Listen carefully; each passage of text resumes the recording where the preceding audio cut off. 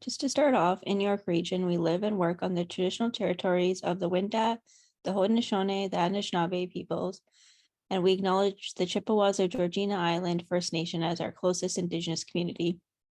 We also remember those who came here involuntarily, particularly those brought to these lands as a result of the transatlantic slave trade. And we recognize the ongoing process of colonialism has continued to destroy our traditional food systems here. And many of our practices, including our organizational structures, the seeds that we plant, the foods that we prepare, the ways that we educate, and our methods of growing, harvesting, and preparing, come through these lands, come to us through these lands, through colonialism. We seek to hold this understanding in our interactions and engagements with the land, its people, as we're all treaty people, whether it be settlers, newcomers, refugees, and we all play a role in reconciliation and thinking just beyond a statement and into action. So this is just to set us up and start off, and I'll turn it over to Morgan. Excellent. Thanks, Gurneet. Again, huge thanks, Chris, for joining us today. As I said, I'll do a quick introduction of you. So Chris Strikes is a Canadian Screen Award-winning director who began his career in music videos working with top Canadian and international artists, including Nelly Furtado, Kardinal Offishall, and Michelle Montano.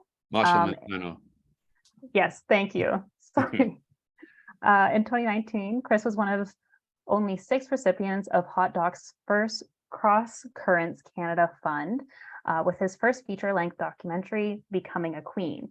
Chris, also an alumni of HotDocs Accelerator Fellowship, Reelworld E20 program, and the Netflix-BANFF Diversity of Voices initiative.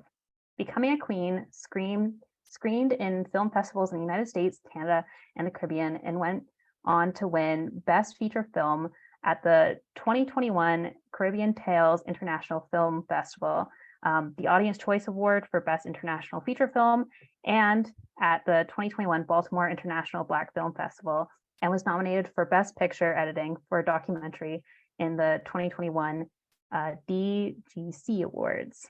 Most recently, Chris wrote, directed, and co-produced the hit CBC short docs film Patty vs. Patty, released in 2022. Patty vs. Patty went on to win 5 awards, most notably in 2023 Canadian Screen Awards for Best Short Documentary. So we are very happy and very honored to have you here with us tonight, Chris. As I mentioned, we just watched your film and we all very much enjoyed it. I was just wondering just to open up, if you could give us a bit of background on how you came across this story and why you decided to tell it. Yeah, that's a great introduction. Thank you for that. So yeah, to answer the question, Patty vs. Patty came about after I saw it on an Instagram post. I saw a story about the Patty Wars on an Instagram post in 2021, on Patty Day, February 23rd, which is also coincidentally my birthday as well too. And it was just one of those things where I just couldn't believe it. It was one of those things where you look at it, you read it, and you're like, how is this real? Like, is this real life type of thing? And I remember, so my girlfriend at the time, we were together and reading the article together, and I immediately just started like acting out how that conversation would have went, and like how ridiculous that conversation would have went.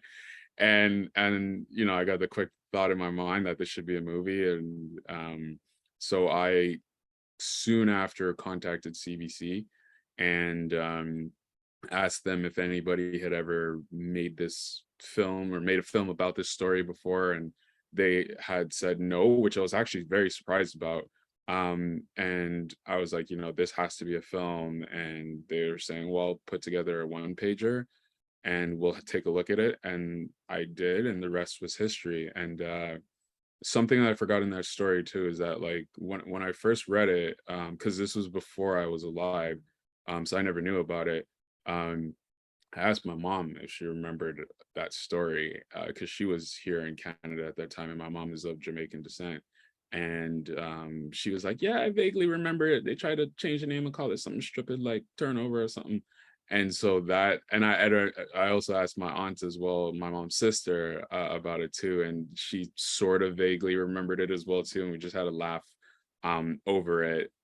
So yeah, that was just one of those stories that it everything just fell into place. The stars were aligned for that to happen. Yeah, that is like it's an unbelievable story. Like even some of the comments that we had as the film was going, like someone was like, "Oh, meat pockets? Like what even is that?" Yeah. So you mentioned, you started acting out this story. Can you walk us through your storytelling process? Like to what extent did you write this, research it, and so on and so forth. And like, what is your writing process when it comes to something like Patty versus Patty? Yeah, no, that's a great question, Morgan. And so I wrote the film entirely. And this was a unique film to write because a lot of the dialogue is based on information that was in news articles. Because one of the things that was tricky about this film was sort of and this was a criteria that CBC gave as well too, was just to make sure that it wasn't too overly scripted and that it was still documentary, and that the facts that could be presented in this film can be presented. So CBC requires like an annotation sheet of like where you get all your facts from and whatnot. So I used a lot of the quotes in the newspaper, or a lot of the information in the newspaper, to sort of integrate it within the dialogue of the characters. And one of the tricky things about that was to do it in a comedic way as well. So, just kind of going over the material and going over in my mind, like, okay, like how do I balance between what was actually said or something very close to what was actually said, and then making it funny as well too. So, you know, I think for me, it soon became clear that I don't need to necessarily make the dialogue funny, because the story itself is funny. And it's just about the mannerisms of the characters and the reactions of the characters, and probably the pacing between it. That's where the comedy is going to come from. And that I don't really need to do too much to go over the top to make the comedy shine through, because it just naturally does. So that was the trickiness with this. But uh other than that, like my writing process is, I start an outline. I have certain lines of dialogue in my head already, and who says what, and then I just kind of go over it and go over it, and with the help of my team, Maya Bedward and Kate Frazier, who were also producers on this project. We just kind of went over some things together, and they gave suggestions and whatnot. So it was a really sort of team process, collaborative process. Oh, thank you so much for describing that process. Like especially like the comedy piece, like it comes out so clearly, like just like the tension between the characters, and there's like editing bits too that really like drew out the comedy in the situation. Um, yeah. So our next question, what drew you to telling the stories of others and to create documentaries and filmmaking? Like what drew you to that? Yeah, I mean, like, there's just so many interesting stories, like, that people have around the world, and in our own backyard as well too, in current times and present times.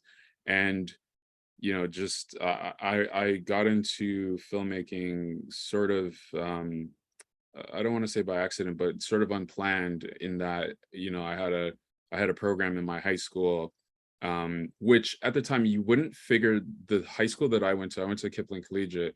You wouldn't figure that school and the reputation that it had to have like a TV studio in it, and so it did. And we did our announcements on TV, and I thought that was really cool. I was a part of that program, and so that was kind of the beginning of my education there.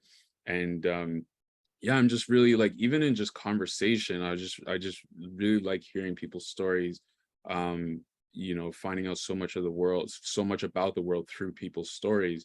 And I'm always like, whenever I hear an amazing story, whether it's through article or through some kind of content, or if it's a conversation that I'm having with somebody, I always think about, man, how could that be a story, or how could that, or sorry, how could that be in a film, or how could that be a piece of a film, if not a whole film? So I think my mind just naturally starts moving in that type of way. So it's just, I think it's just like a developed muscle over time.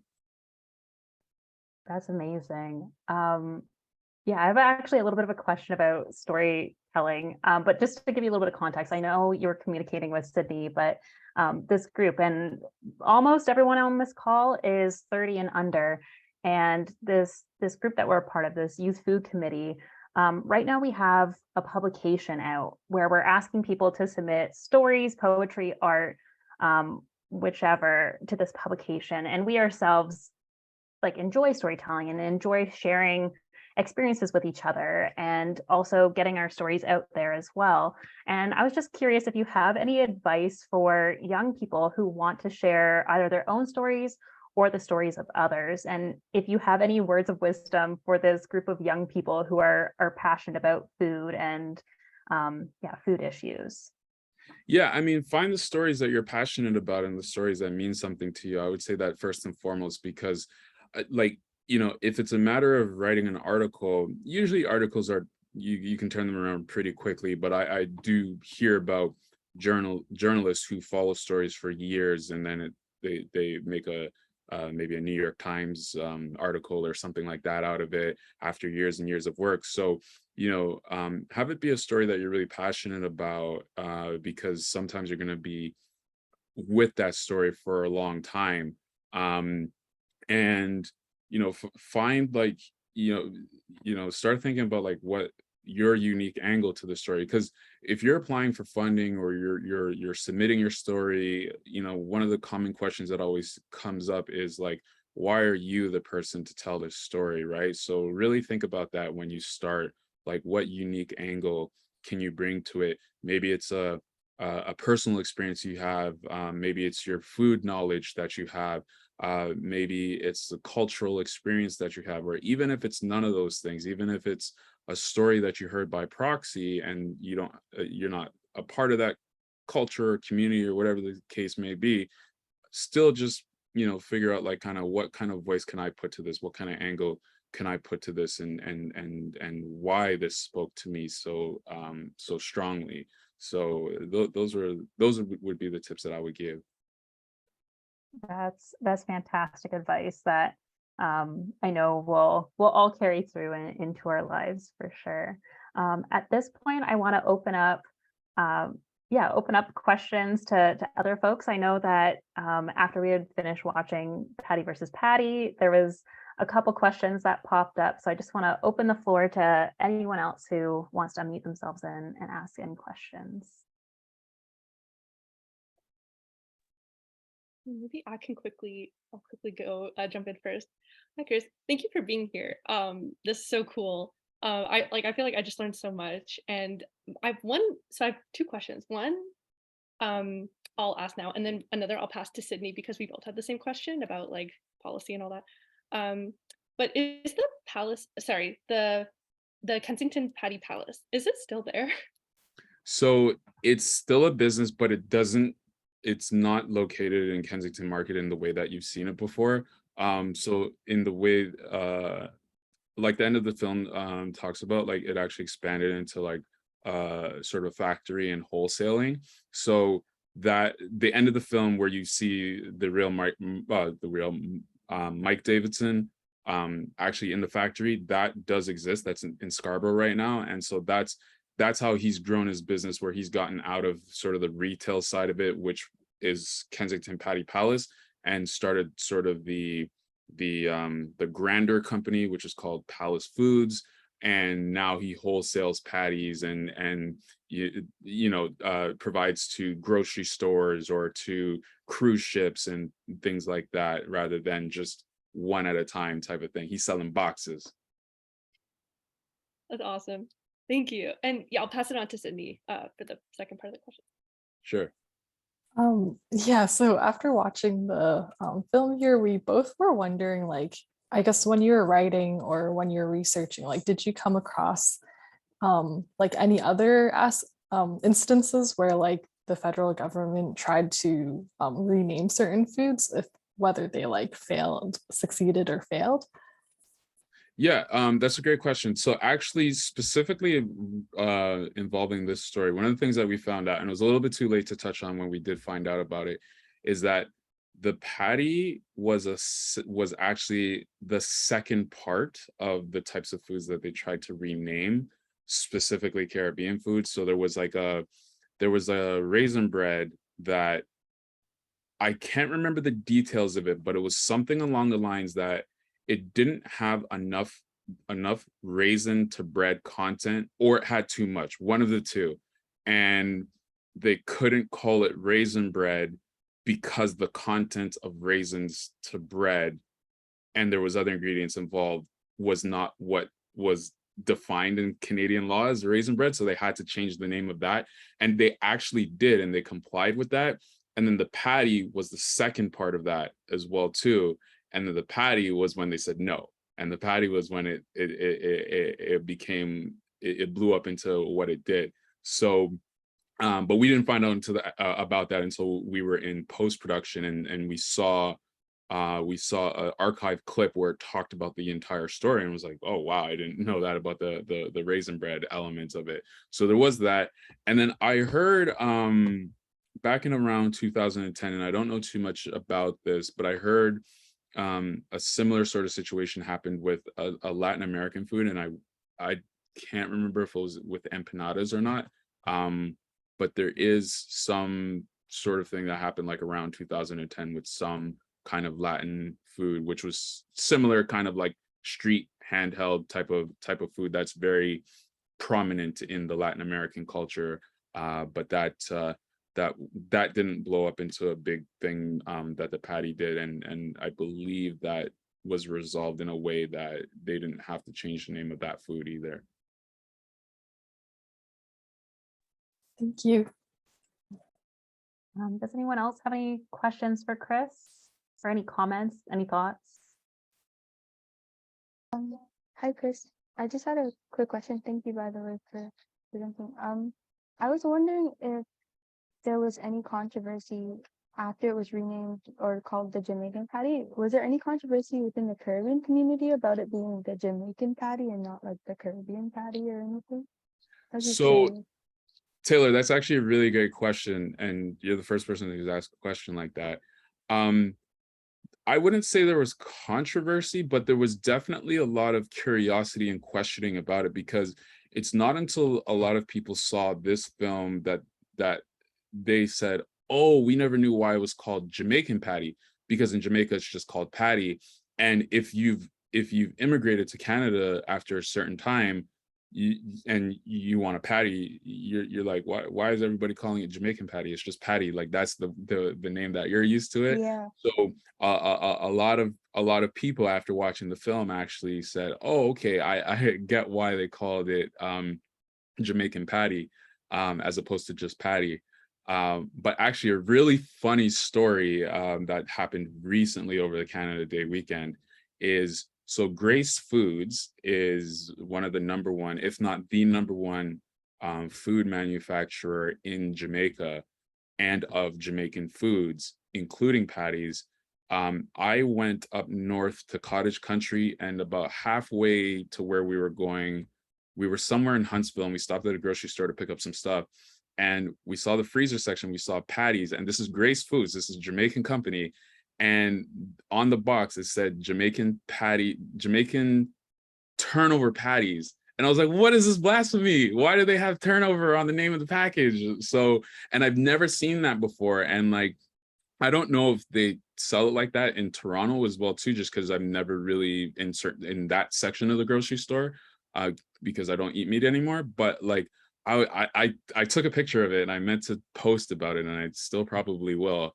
But I was like, I can't believe the number one food supplier, number one food manufacturer in Jamaica, Grace Foods, is calling it Jamaican turnover patties, and selling it as such. So that I looked at that was blasphemous enough for me to take a picture and to do a future post about it.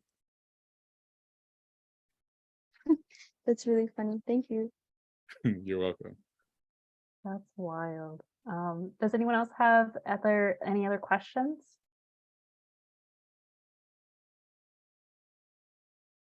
And maybe while people are thinking on other questions, we were also wondering, were there any like major barriers when making the documentary at all? Like, did you come across anything, any struggles when making it? And if you did, like, how did you adapt? Yeah, COVID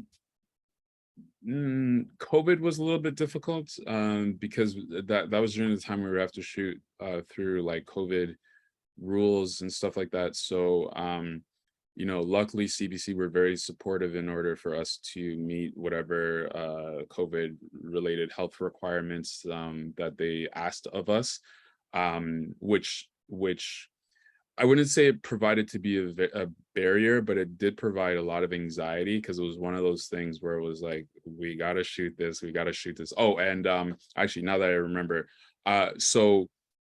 when we shot our reenactments, we had it scheduled for one day, and then it didn't work out with everybody on the crew, so we rescheduled it, and then we had to reschedule it again. And as it was getting later into the fall, because we shot our reenactments toward the end of October, and I was like, we have to do this now because we're trying to turn this around and have this ready for Patty Day 2022. We have to do this now, and I feel the clouds of COVID coming, in that the province is going to shut down again.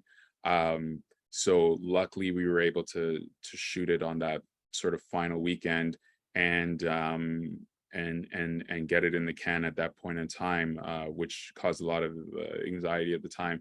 And I just remembered another incident where we actually lost our location the day before we were supposed to shoot. So the restaurant that we're shooting in that you see, we only secured that like basically a day before the shoot.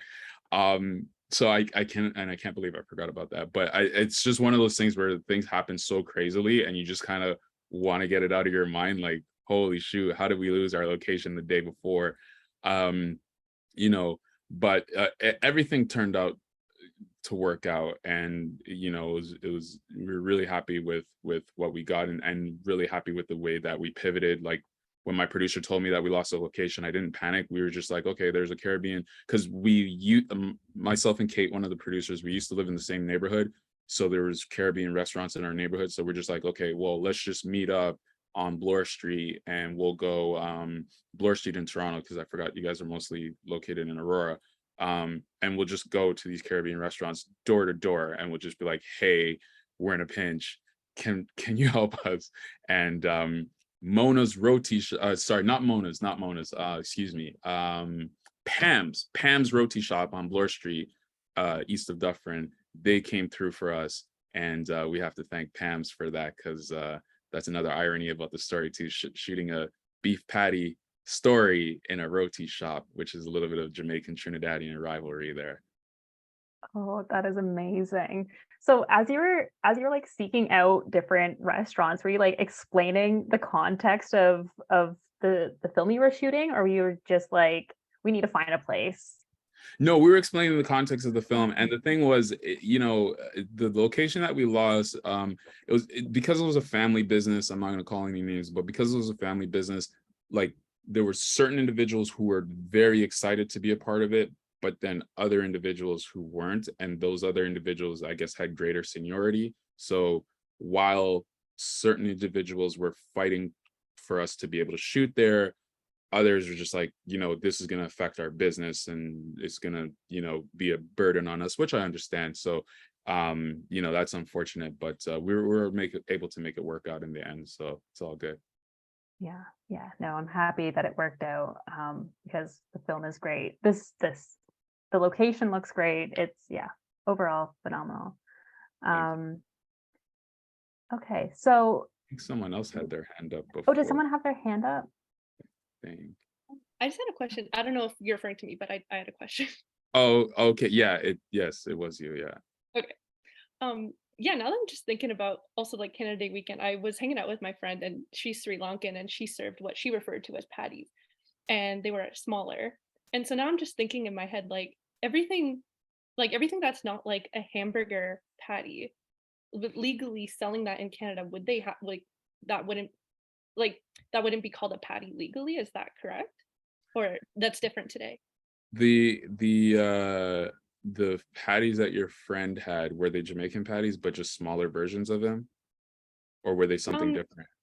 Technically, like they looked like smaller versions of Jamaican patties, but they weren't Jamaican patties. Okay, so what those might have been, and I can't say for sure because I haven't seen it, but we do actually have cocktail patties, which are the smaller ones and which are like kind of more hors d'oeuvre sizes that you would serve at like a fancy schmancy kind of party. So if it's that, then you know, they're still patties. But as a result of the patty wars, the law sort of got amended, whereby what was previously defined as a patty, which was only hamburger meat, also got expanded to include what's now known as a Jamaican patty. If it's something other than a Jamaican patty, like let's say it's a Sri Lankan patty and they have a different way of making it or different ingredients or whatnot, that can be subjected to patty versus patty part 2. But you know, without having really seen it, I can't really answer too much or too well to that. Okay, cool, thank you. You're welcome.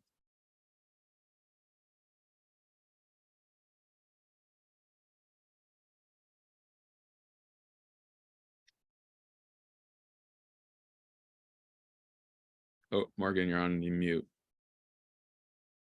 That's embarrassing.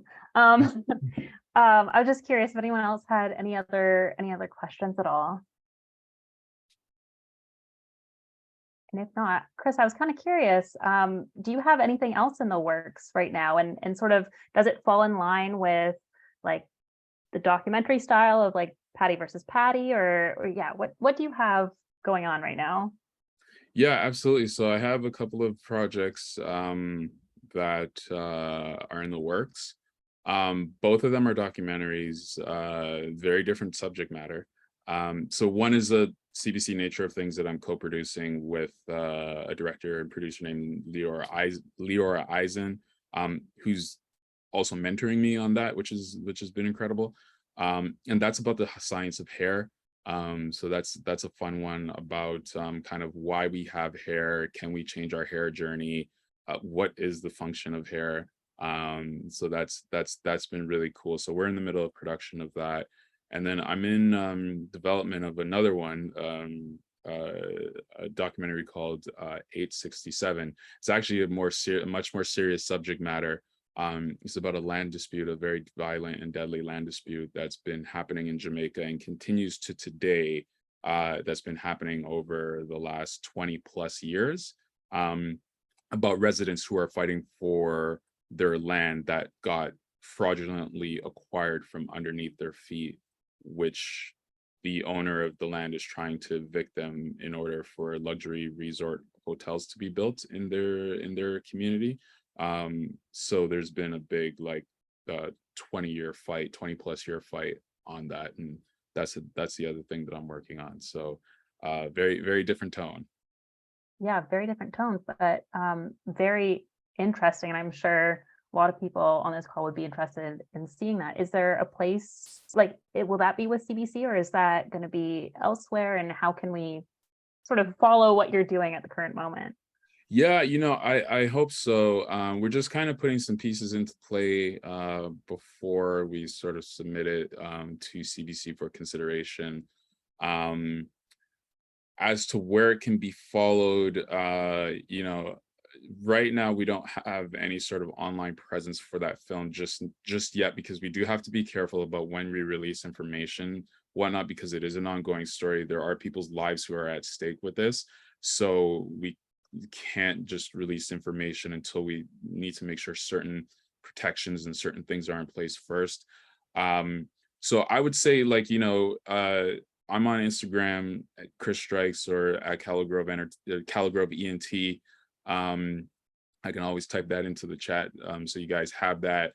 And once the time is right where we can start posting publicly materials about that, we'll post materials about that. So I'll just put that. Excellent. Yeah, if you share that in the chat, we'll also make sure it gets out to our other members who weren't able to make it. Excellent. Well, I want to respect your time, and I see that it's a little past 7:30. I want to thank you so much for joining us, for spending your time with us and sharing words of wisdom and your process about storytelling and creating this documentary. It's been an absolute delight having you. So big round of applause from Thank everyone. you so much, Morgan, and thank you guys for having me. Excellent. Have a great rest of your night. Thank you. You too, and thank you for all the great questions. Take care, guys.